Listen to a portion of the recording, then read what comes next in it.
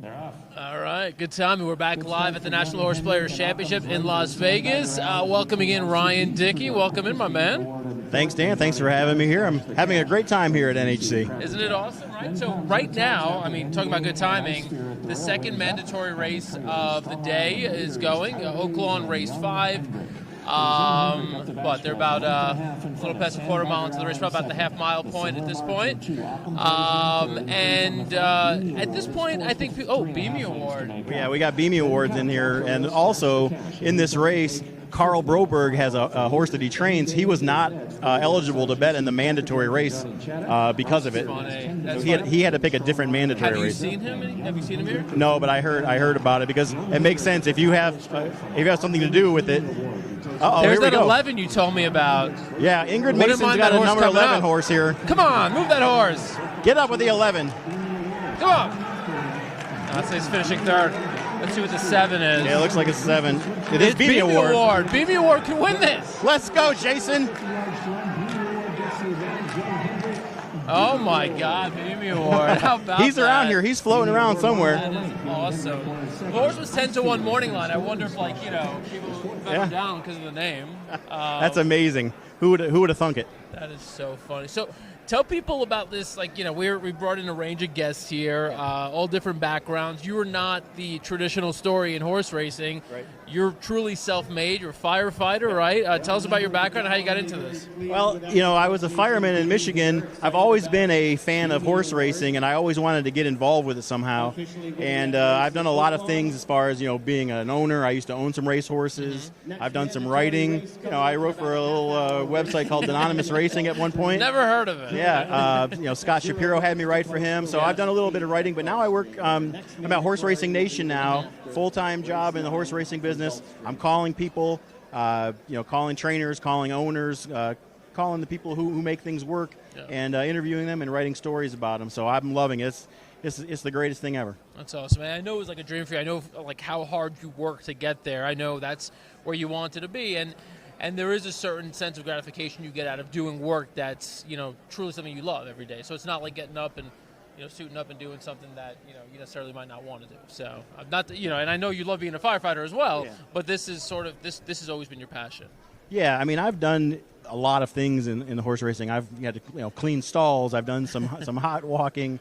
I've helped deliver some foals. I've done a lot of things, and I worked my way up. You delivered foals. Yeah. Oh, yeah. What's that? Tell me what that's like. That's the greatest thing ever. I mean, it's the miracle of life. It's dirty. It's gross, but it's a beautiful thing. And when they stand for the first time, it's that's your new thoroughbred. So if I remember correctly, you had some sort of connection or affinity to Silver Charm in that 98 Triple Crown series. Is that really what hooked you on horse racing? Yeah. The first time that I ever went to a thoroughbred racetrack was Santa Anita in 1997. I saw Freehouse beat Silver Charm in the Santa Anita Derby that year. And I decided, hey, I like Silver Charm a little bit, but also there was a horse in that race named Hello, and Hello also raced in the Kentucky Derby, and that was my Kentucky Derby choice that year. He did not win, so I was like, you know what, I like this Silver Charm horse, and I rooted for him in the Preakness, and he won, and then I rooted for him in the Belmont Stakes, and he just didn't get there. But everyone loves a hard luck thing, and Silver Charm, he could have won the Triple Crown, but he just didn't. But I still love him anyway. He's my favorite horse of all time. It's incredible to hear. So that's obviously, that's 98. I mean, from every era, you hear stories. Like, I know people who fell in love with racing through Funny Side in 03, or with Smarty Jones in 04, or a couple of years later with Big Brown maybe in 08. And then more recently, you hear people who fell in love with racing because of American Pharoah and Justify even. It really is incredible how, even for people in this room who you see sort of shouting at TV screens, what we affectionately call the DGs, right, the degenerates who love gambling and betting on it. Right. Most of them fell in love because of one horse or one experience. Yeah, and it's absolutely true for me. And in fact, I lived here in Las Vegas at the time. I was a student at UNLV. Oh, wow. And I remember going to California for the first time. It was the first time I ever been to California, and I saw Santa Anita for the first time with my eyes, and I just loved it. And I walked away. I can't say that I walked away that day loving Silver Charm, but when he ran in the Kentucky Derby, I was it, and I was hooked, and I've been hooked ever since. That's awesome. That's awesome. Well, look, since we're in Vegas, we know that a lot of us dabble in other forms of gambling. I was playing blackjack last night, didn't go well. I'll probably go back to the tables once we wrapped up here. I actually just put a bet in on a basketball game. When you're in Vegas, how do you spread your action out? I'm going to share this, but I'm going to regret it. This is the platform. This is a no judgment zone. Let it all out. I'm going to regret it. The very first thing I did when I came here, I played a couple futures on the NHC. I played a couple people that I thought would win, and then I played a $50 Keno ticket.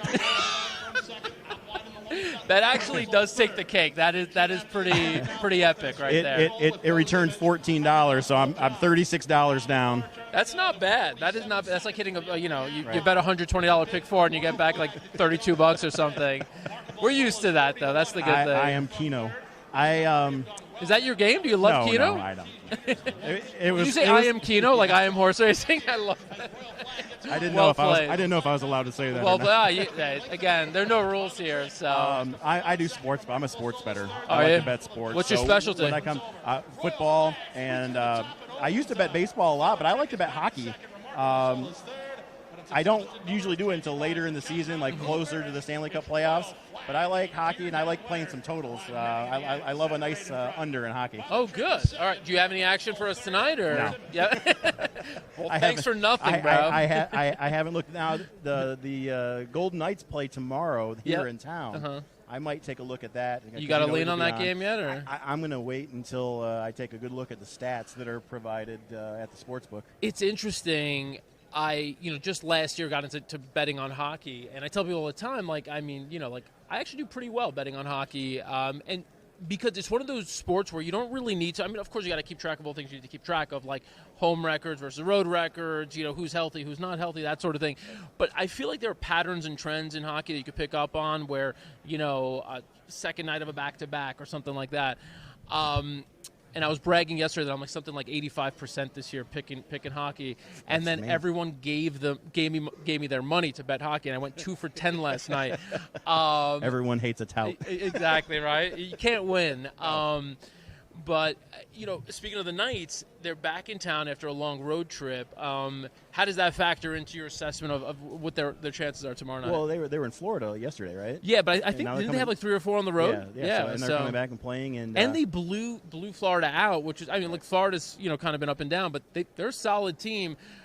I always look for sort of a little bit of regression off of like a blowout run, like to use a horse racing term, right? They might bounce off of that, but they are coming home after a long trip. Yeah, the most important thing I think is who's going to be between the pipes, who's going to be the goaltender for them tomorrow night. So if it's not Fleury, right? Well, I might not like that under. I might not want to bet the under.